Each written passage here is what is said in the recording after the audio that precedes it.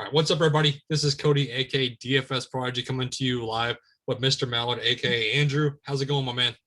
It's good. It's Masters Week, second time in 6 months. You can't ask for anything better than that. Exactly. It's basically the Super Bowl of the PGA Tour. So I'm excited for it. I'm ready for Thursday. I think this course is going to set up well. I think it's going to be way better than it was in November, to say the least, with all the rain and stuff like that. So I'm definitely excited about this course and breaking it down with you, going tier by tier, basically just going over each golfer we like in the tier by tier. So what are you liking about this course, though? Talk to me about this course compared to November. Is it the same? Is it different? So on and so forth. Oh, it's going to be completely different, I think. And that's not to take anything away from Patrick Reed's, victory or anything, but it's going to be a completely different course. They're already saying the greens are running so much faster. I know you wanted to mention what they're doing to make it that way, but it's going to be a lot drier, a lot faster of a course this week. So it should be a big difference compared to the fall. Yeah, I think the biggest thing is, like we were talking about, the sub-air underneath the course. I think that's a really interesting fact about the Augusta, is how they have that literally underneath the course. I mean, that was just so crazy to me how that's possible, just to suck all the moisture out of the ground. So I think, like you said, the grass is going to be way more faster. It's going to be firm. So definitely putting will be interesting, and so is driving overall. But let's talk about the 12 to 10,000 range. What do you like in this range, my man? Most of it. Look, this tournament is literally where it's called the Masters. It's where the Masters come to play. They always tend to show up. So this leaderboard is going to be littered with who you expect to be at the top. Dustin Johnson's record here is just impeccable. He hasn't finished worse than 10th in the past 5 years. When we're talking about it being played in April as traditionally. So, I mean, when you got him being at the highest price to start at 11.5 and then coming in at only 12% owned, if you find yourself liking enough guys down below, I have no problem hammering Dustin Johnson all day, all week, whatever you want to do there. Because, this is a pack of alphas up here, and he could easily be the alpha dog among them all. Yeah, for me, I'm definitely liking me some Bryson. I think I'm in love with the price tag for him and just the swagger he carries on this course. He's already practicing lights out. Everything's clicking for him. Ever since he switched irons, the game is there. The game is thriving. This course sets up well for him, I think, with the driver. So if you want to take a no putter for him, Bryson, I'm all in on Bryson. So I don't mind his price tag. Like I said, DJ, if you want to get to him, the recent form kind of scares me a tad bit, but I think he can bounce back well here. The only few guys that I'm definitely not on is Xander and Justin Thomas. The putting, I don't trust either guy. I don't trust Thomas.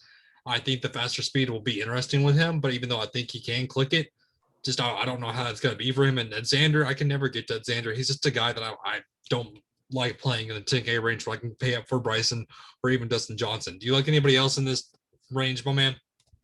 I would definitely agree that Xander definitely feels like the odd man out in this range. And once again, not to take anything away from him, but because he's a great golfer. But when you get these other guys up here above 10K, they're just more flashy and honestly, just like you said, more trustworthy. So I'm definitely fine with what you said there. The way I was looking at this, just as an example, is to compare them one-on-one to each other. So, for instance, when Rob and Roy Mcelroy, they've got a very similar history here. They got very similar recent form, and there's a lot of where their numbers line up similar to each other.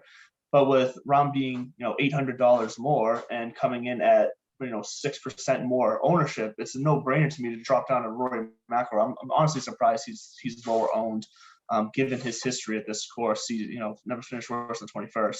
And I know his recent form isn't the greatest in the key stats, but this is a type of course that I feel like he can get himself right at, that he can show up for and pay off that price tag. And if he ends up being the lowest price in this range, give me all of that. Well, for me with Roy, though, the one thing that I'm scared of with him is the confidence that he's carrying right now. It's not there. The way he's playing, and he said it already in the press conferences, like it's not the same.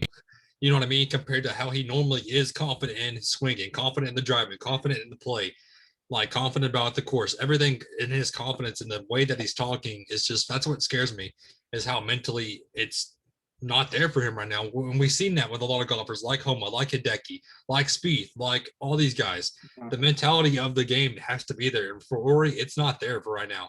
If he comes back in this course and he's confident as can be, then I like him. I think the ownership will be great for him. I think he'll be a great spot. So it's 50-50 with me for him. But yeah, like you said, the odd man out for me is definitely Xander and kind of Justin Thomas are the two main guys I'm just not really on so much in this alpha range. So, but dropping down to the 9K range, what do you think of this range, my man? Look, it's hard for me to get away from Spieth. You said how he, mentioned it. What we saw his lack of confidence does to his game, and we've seen him now turn it around this year, and it's been fun to watch. It's hard for me to not get to him. I look at his past results here in the last 2 years. They've been, he's made the cut, but they've been lackluster. Lack the excitement in his finishes. But let's remember quite honestly, how bad Spieth has been over the last 2 years, and the fact that he still showed up at this course and still got a 46th and then a 21st finish when he was playing his worst. Go back to before that, he was finishing top 10 3 years in a row when it came to the Masters. So he's coming off the win, which I know is you typically stay away from. But I'm surprised that his ownership is said to be around like 12% right now, considering he's coming off the win, considering he's only $9,400. I thought for sure this was going to be a spot where a lot of people were going to start their lineups. So if no one else is going to do it, I'm going to feel free to do it. Exactly. But the guy I do want to talk about, though, is Patrick Cantlay. I don't see I can get away from him at this price tag. The ball striking there, the tee game is thriving. This course sets up extremely well for his course of play. I'm definitely liking him, but a guy that is going to be probably a guy that you're not going to like, but we'll see how this goes, is Brooks. I like Brooks here. I think if the knee holds up, the confidence is there, he can stay in contention. The ceiling is the same for him and what he can do on this course. So I'm liking Brooks. I think he's a great pivot from Spieth because of ownership. So I'll take the upside in Brooks. What about you? Look, I don't mind Brooks. Numbers wise, Brooks ranks out, top 5 for me this week. So I can't say I don't like Brooks because the fact of the matter is I wouldn't be trusting my own research. He lines up well. He's got the history here. It makes sense. It does come down to, like you said, whether you trust the knee or not. And I have to say that since he was so willing to step out of tournaments leading up to this to make sure he was ready, I'd have to say the fact that he's playing means that he's at least close to 100% to where he feels confident to go out there and play it. And I mean, he felt comfortable enough to get down on the knee and propose this week too. So you got to give it to him. Bring that up, yeah. That, so. Right. I think so it's. I think it's 85%. I think it's 85% there to 90% there. I think for him, it's definitely not 100%, but I think it's definitely almost there. It's better than it's seen before, obviously. And like we said, the ceiling that I can get with him is insane, in my opinion. Yeah, I'm fine with Brooks Koepka as well. No problem there. Morikawa is a guy I'm passing up on. I can't get to him. But Simpson with the putter is what scares me with him. Do you trust Simpson here or no? Look, he hasn't been bad over, when I looked at the last 36 rounds played against the rest of the field, he's ranked 11th in putting. So, he's on a bit of a streak right now, and it shows in his recent results and, his recent form. So I don't mind him, but I'm not jumping up and down to play him. I'd rather play Tony Finau, who is someone I've always trusted at this course a little bit more, even though his form's a little down. I'd rather pay up for Patrick Reed or Brooks Koepka as well. So, yeah, Simpson's not someone who's necessarily grabbing my eye. Exactly. But dropping down to the AK range, what do you like in this AK range? I like Lee Westwood. Oh, Westwood, he's had a oh Lordy. Look, he's I don't love him, but am I gonna sprinkle him into some of my lineups across 20? I think I might, just because he's found this resurgence recently. He's playing well. He's middle of the pack to the upper half of putting, and like we said, putting is gonna be very important this week. So if he's carrying that confidence off the tee, and in his approach game, I think he'd be able to make it with the putting. So like I said, I'm not gonna be putting him in my core or anything, but I think he's someone who, for that price tag, he's going to be under 6% owned, roughly around there. It looks like I don't mind taking a couple shots on him. A guy I like in this range though is Daniel Berger. I think the history is here for him. The ball striking's all overall there. The 4 is super high to me. That's what I'm counting on, is the 4 for the points wise. In the 8K range, he can definitely pay that off. Mm-hmm. Another guy I don't mind is Fitz. I think his game has improved drastically from the last time he's played here. So I think he made the cut 5 years in a row already. So I think the game is already going to be there, but I think it's risen up compared to how it's been. Those are the two main guys I'm pretty much on in this range. I'm not getting to Indy Scheffler. I can't do it. I'm not getting into Manhattan. Is a no thank you. Smith, everybody's gonna flock the Cameron Smith, but it's not like it was in November. That's the thing. It's gonna be way different than it was. So they're gonna say, "Oh, he was so good in November." I'm not buying it. It's way different now. So I'm not trusting him. But the guy I did want to ask you about is what are you gonna do with Hideki? Same thing I've been doing all year. I'm just gonna stay Playing away. him, right? Playing him every single week. Just gonna stay away. I like Hideki.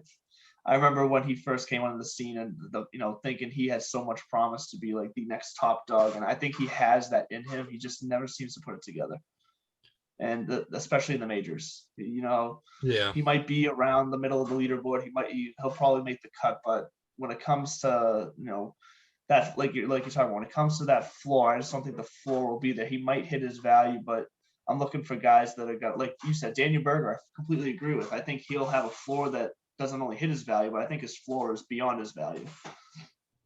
I will say though, the only thing that Hideki has going is that he can do well at this course. That's the only key point that I see in him. Other than that, I can't do it either. He's a coin flip that I'm definitely not playing. In the 7K range, this is the range I definitely like, to be honest with you. I like the 7K range overall. What do you like in this range? Yeah, I like a lot of the 7K range. Yeah. Paul Casey up at the top is a nice Easy money play. with him. Yeah. Honestly, Casey, Scott, Usays, and Day, I kind of like all of them. I like Day the least out of all of them, probably, just because he's been so up and down. But, Casey, Scott, Usays, and they all have, the great history with this course, and two of them got the green jackets. So, I like them all. So the 7K range is definitely nice. If I had to rank, say, those three out, I'd probably be playing Casey, Oos, and then Scott would be the way I'd place them out. See, for me, it's Casey, Neiman, and Homa. That's what I like. I'm loving Homa. The setup is there. He stepped up all this year. He's ready to go. I think this is his course to win on. I think he can easily contend here at his price tag. Neiman, I think, huh? I agree with Homa. Yeah. When I was ranking them, I was just ranking those three at the top of the range. So I definitely like Homa down, especially at 7,100. And then Neiman, I think the driving's there for him. I like this a ton. I like Paul Casey, who fits this course well, and the price tag is just atrocious to me. I think he should be in the 9K range, honestly. I can see him being in the 8 and 9K range. I mean, you're gonna price Tommy Fleetwood over him is a disgrace, in my opinion. So look, the only thing with Casey though is that everyone else also agrees that he's priced way too low. That's the problem. He's showing up to be the second highest owned guy, at least projected wise, on the slate. So that's a bit tough when you're looking at 19%. He's probably definitely a lock for cash play, I'd say. I want to see from just a fan of PGA how Will Z does here, making his debut. I want to see how he sets up here. Yeah, just from a fan's perspective, not a DFS, but overall, just as a fan, I want to see how he does here, because this is a huge step up for the guy in Will Z. We've seen him contend on other courses, but nothing like the Masters. So I want to see him just from a fan perspective, how he does here. Answer, I don't mind getting some him. The approach plays there. I think the long form is definitely there for him.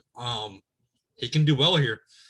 But this overall, this 7K range is a lot of guys alike. Even Bubba has good history here. If we're talking about history, I mean, recent form I know has been up and down, but I don't mind him as just a pivot from an ownership way, because I know his ownership is going to be way down below.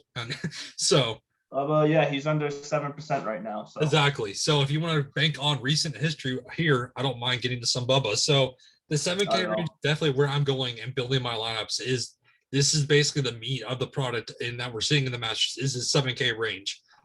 But dropping down to a range in the lower range in the sixes, what do you think of this 6K range? I think there is a lot of gold down here. Yep.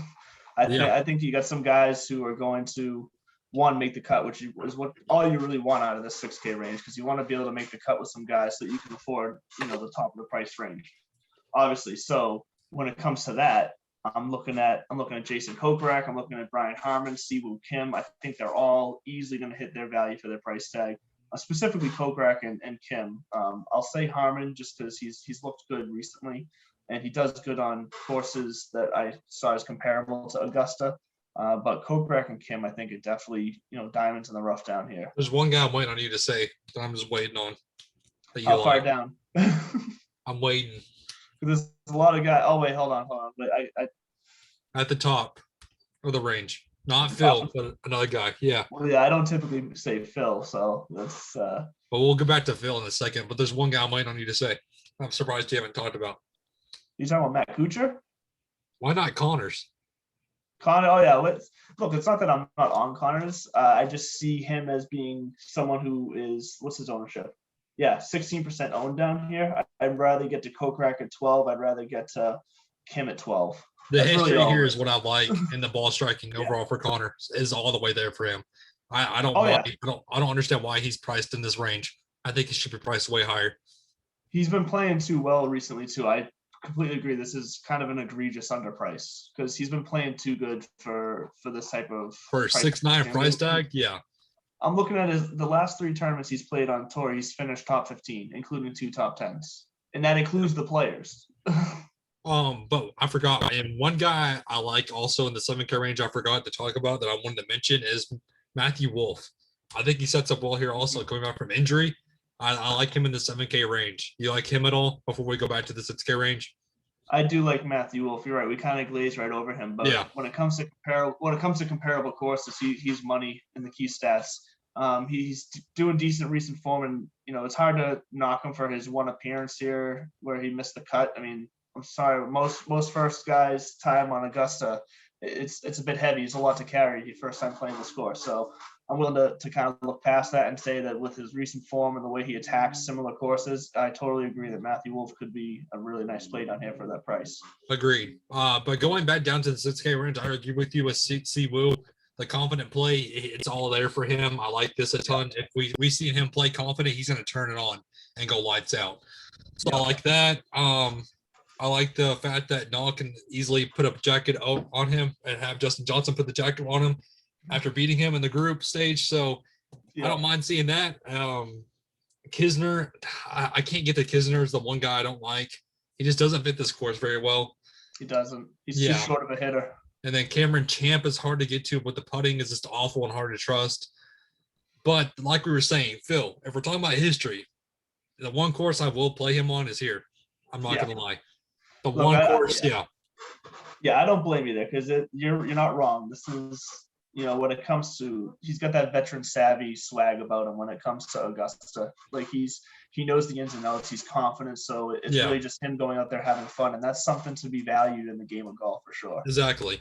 But the one more guy I do want to talk about before we head out of here is Ryan Palmer. I think he's a great value that I like in taking a leap on him. Yep. I mean, the game of his is taking a huge step forward. Do you like him here or no? We've talked about him a lot this year on these videos, and I don't disagree. I like Ryan Palmer. I totally agree. He's going to be good value. He should easily make the cut. He does rate out well here, so I'm definitely on some Ryan Palmer. The one super value guy though that I'm loving this week, just from a value standpoint, is Michael Thompson. And I know I've eaten that before when I've thrown him out there as a value, but this feels like a Michael Thompson week for me. He does too well on comparable courses. I think his recent form is there. I know he's finished well the last 2 tournaments he's played in. He's above average putter and basically above average in all of the key stats in the field, other than opportunities gained. So I'm definitely willing to get multiple top range guys. Give me some Michael Thompson at 6,100. That's just too low for me. Exactly. So that pretty much wraps up our going tier by tier breakdown. Do you have any last closing thoughts before you head out of here, man? No, just enjoy watching this tournament. This is one of the best tournaments to watch. It's probably the easiest tournament to watch too, as far as watching it online and throughout the day. So just enjoy this tournament. It's literally the most special one of the year. Exactly. I cannot wait to watch it. Like we were saying, it's the Super Bowl of the PGA. So I'm excited to watch this. Thank y'all for tuning in, and have a good one, everybody.